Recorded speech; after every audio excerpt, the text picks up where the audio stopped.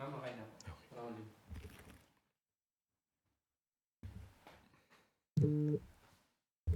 Silent mo muna.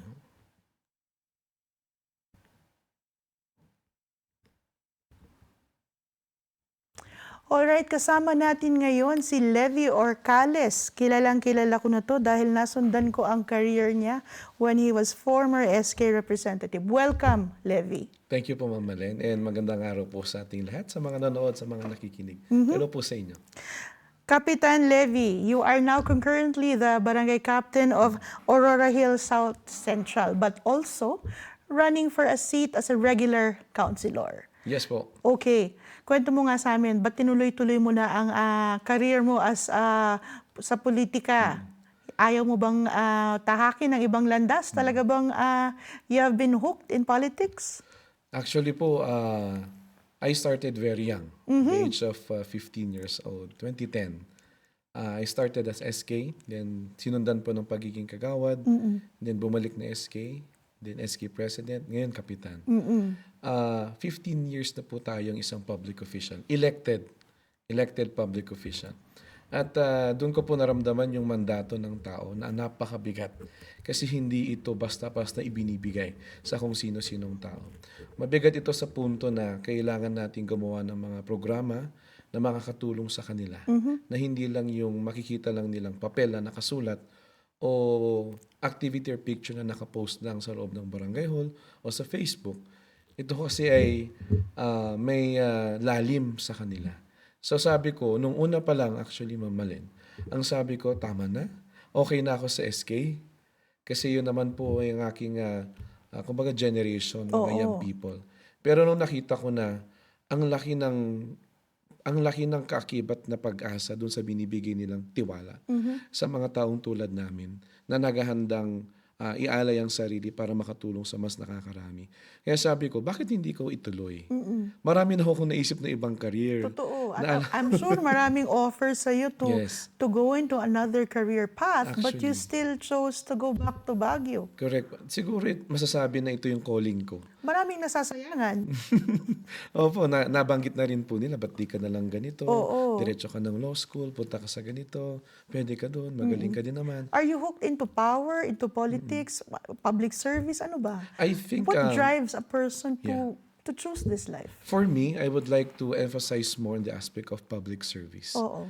Kasi namulat na ho ako nung simulat bata ako na kasama ako sa barangay, nandun ako sa labas, Oo. tumutulong ako sa ibang tao. Pag meron kang instances ho na wala po akong ginagawa, kunyari, bakasyon po natin, pahinga, parang hindi ako mapakali sa loob ng bahay na andun lang ako. Na wala kang ginagawa. Na wala akong ginagawa. Parang dapat okay lang ba na dito lang ako? Na alam ko in everyday maraming nagsasakripisyo. Alam ko everyday maraming nahihirapan. Although in public service or in government, hindi naman natin sinasabi na we can solve everything in one snap of a finger or in overnight na solution. It takes time and it takes serious people Oo. to make things happen. Levi, wag ka ma-offend. Sinasabi nila na ang SK o ang barangay ay training ground for corruption. Siguro sa pagkakataong ito na nandiyan na ako, na-expose na ako ng 15 years, ang masasabi ko naman hindi ito absolute truth. When I say absolute truth, we cannot actually control every aspect of the barangay governance and the course. barangay leadership. But where I'm coming from, I started SK, then barangay kagawad, kapitan, and even as ex-official representative. Nakita ko naman yung sistema natin is actually we can reform. So yung naging mindset at behavior ng people towards the SK and the barangay is kaya actually nating tanggalin yun eh. Na we need people who are capable of really running the system in the way the system should be run. But of course, you were aware of this perception, di ba? Yes, I was aware. Eyes wide open. Yes, I was very much aware. So, parang may punto po sa akin na noon, nung pumasok po akong SK President, sabi ko, parang kailangan kong patunayan ng sarili ko araw-araw. Parang I have to prove myself over May and over nagtangka again. bang i-corrupt ka noon? Maraming lumalapit Totoo. kasi naging tradisyon, naging kasanayan Oo. sa loob ng sistema ng pamamahala. Nung na-confront ka sa sitwasyon ngayon, na ganun, naisip mo ba, ito yung sinasabi nila? Yeah. naisip ko po yon na sabi ko, bakit, Ito na yun. bakit may ganito? Kailangan ba na pumunta sa pagkakataong ganito? Oo. Kasi ang bigat po ng desisyon ng isang member ng City Council. Collegiate po kami. 15 ngayon ang members ng City Council. Ang laki ng bigat ng isang boto. So naramdaman mo yun. Naramdaman ko yung bigat na yon, kaya hindi madali. Oo. Siyempre, Hindi tinanggap madali. mo, hindi. Hindi. Paano ka tatanggi pag ganun? Nung una, Kasi sinasabi nila, pag nandyan na, ay wala ka ng choice eh. ako po kumbaga masidhi yung aking pagkapit sa prinsipyo ko eh.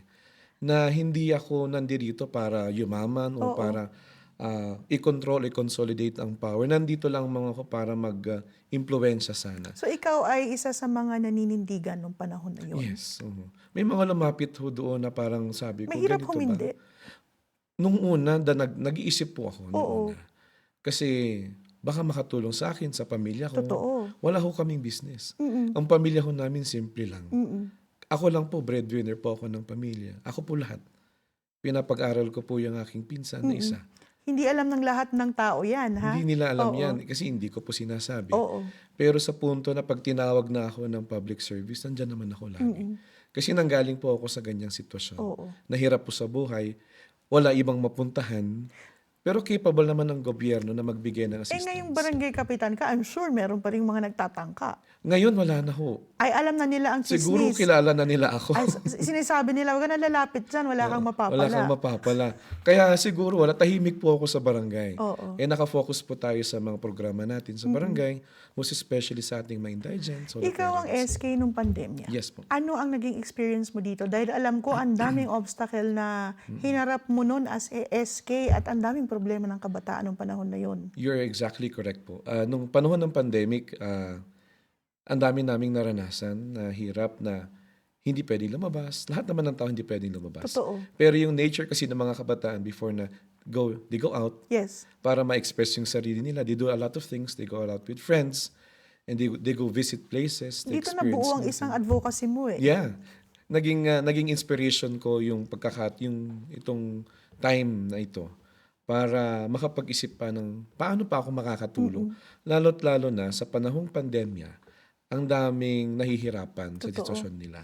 At umusbong na ngayong usapin ng mental health. Totoo yan. Doon na po naging nakafocus yung attention ko na pag-isipan ng mabuti ano ba yung kailangan nating pag-usapan when it Ang comes to daming mental kabataan na health. gusto mong isalba nung panahon na yun eh. Nagtatagumpay ka pero minsan ay Correct. nasasawi tayo nung Opo. panahon Totoo na po yun. yan. May isa po tayong very close friend Naalala ko yun. na SK chairman na kasama ko sa opisina. Hindi namin naabutan. Totoo. Kaya medyo mabigat So sa nabuo loob ang namin. mental health advocacy mo. At hanggang ngayon Yes. na tumatakbo ka bilang Yes. konsehal naman, bit-bit mo pa rin ito. Tama po yan. Kasi hindi ko kailanman kakayaning bitawan Gaano ang ba advocacy na ito. kaimportante ito? Kasi may mga nagsasabi, marupok lang talaga ang kabataan ngayon. Kaya puro mental health ang sinasabi. How important is this and why do we keep hammering it into our agendas? Actually, there is no overall health without mental health. Naging mahaba ang usapin, naging mahaba ang diskusyon nung mga naunang mga taon na sinasabi nila na mag-OA lang, overacting lang daw mga kabataan o mga nagsasabing may kailangan silang attention when it comes to mental health. Pero mental health is true. Totoo po ito. Hindi po ito kathang isip. Nagawa-gawa lamang para makakuha ng atensyon. Hindi umaarte. Hindi po ito pag-aarte. Dahil ako mismo nagkaroon ng instance na kailangan ko pong mag-take ng medication because of anxiety. Dahil nga sa panahon ng pandemya, hindi na po natin alam kung ano pong dapat pa natin gawin. Nacha-challenge po tayo in all aspects of our human living. Aha. Kaya nga sabi natin, mas mainam po na i-integrate natin ang mental health sa overall aspect of overall well-being. Hindi po natin po pwedeng isantabi ang mental health. It should be part and integral to that is the comprehensive wellness and health of our people. So, nung panahon ng pandemya, tumaas po ang suicidal ideation. Very, yes. Kasi po, nagsasabi na sila. Prior to that, hindi sila nagsasabi. Wala silang health-seeking behavior na inaako na lang nila, sarili na lang nila.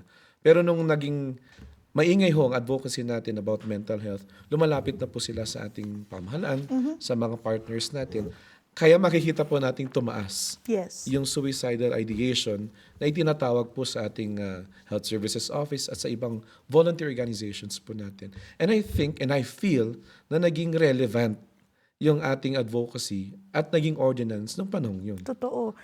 The ordinances that you made have been carried over and ito ang nagiging basis sa paggawa pa Yes. ng iba pang legislation or resolutions to support this. Yes. One of your advocacies is children's rights. Tell us more about this. Yes,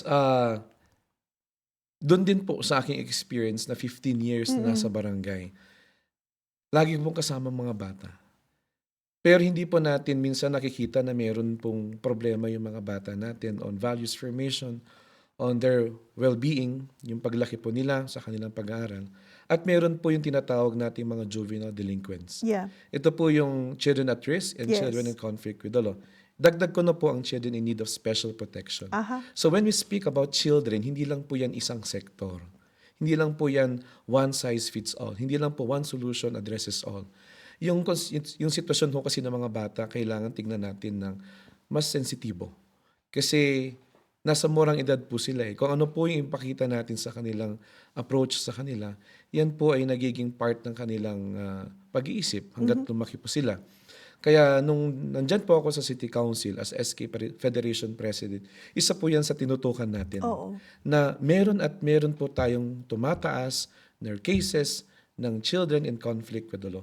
Ito po yung mga bata na sa murang edad, minors po, ay lumalabag na ho ng ating mga ordinances at ng batas. Oo, ito yung mga nahuhuli nga at Yes hindi po. pwedeng kumbaga Yes. ilagay sa regular courts Correct. dahil nga minor. Correct. So dito sila nababunch sa kategoring ito. Anong nangyayari sa kanila pag ganyan?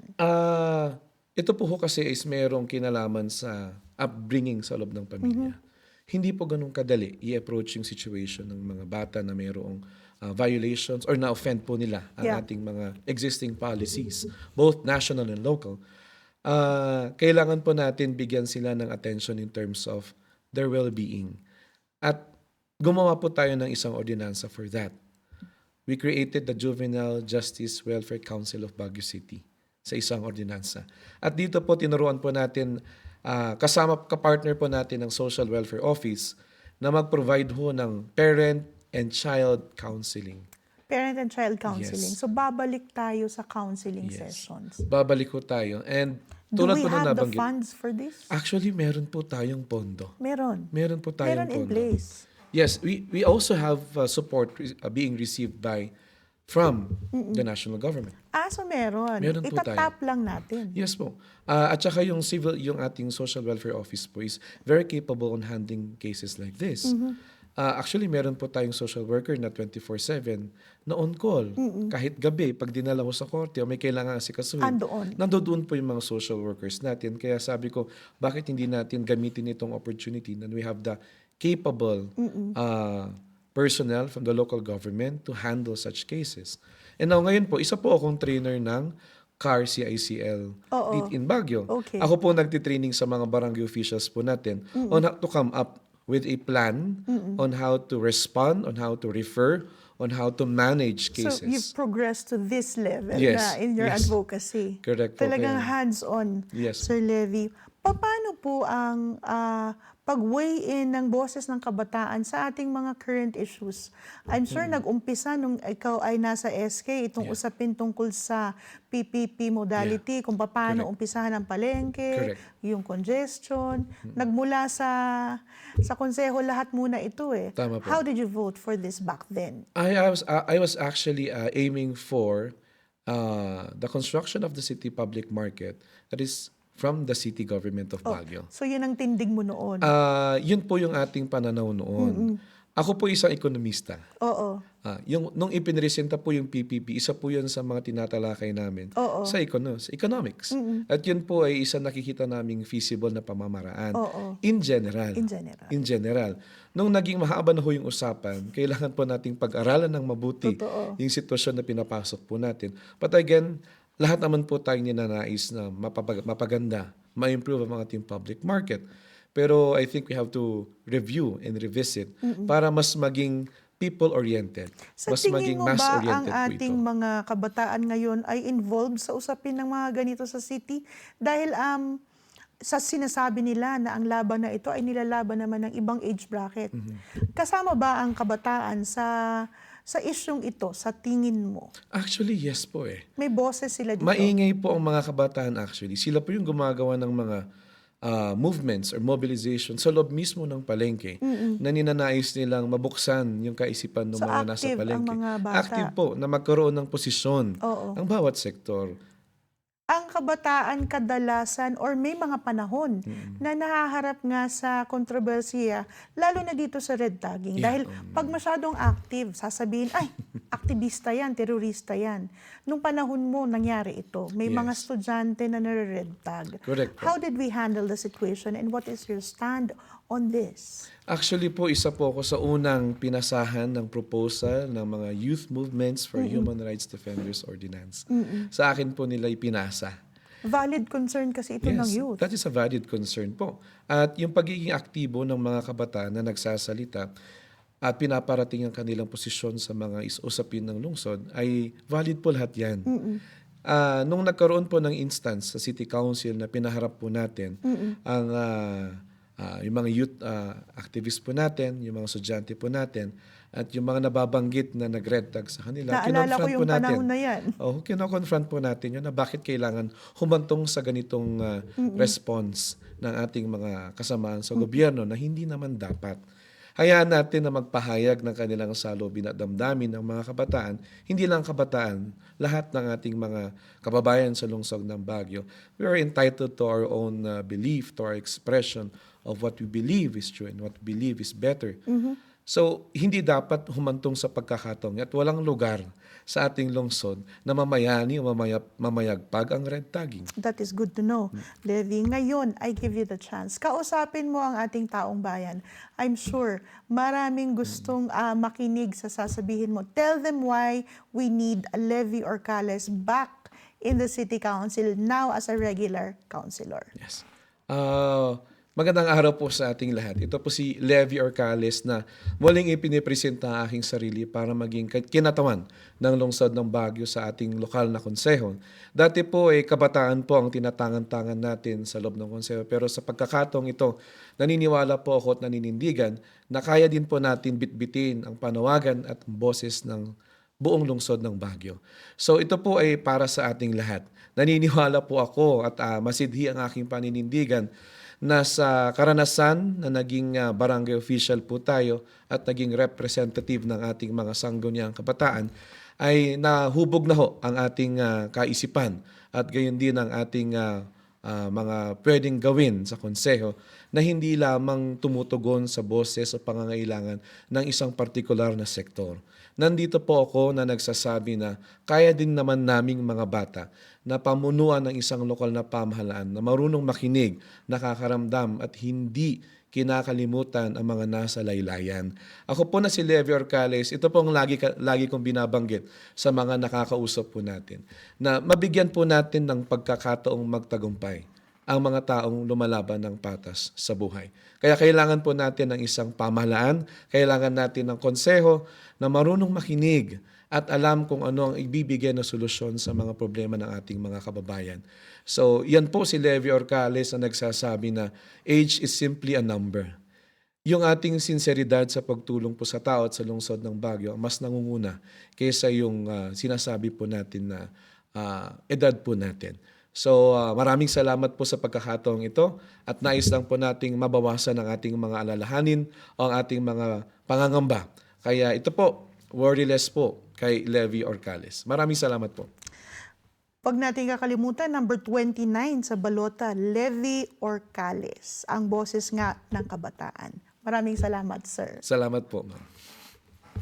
Saya-sayang Salamat. kausap talaga eh.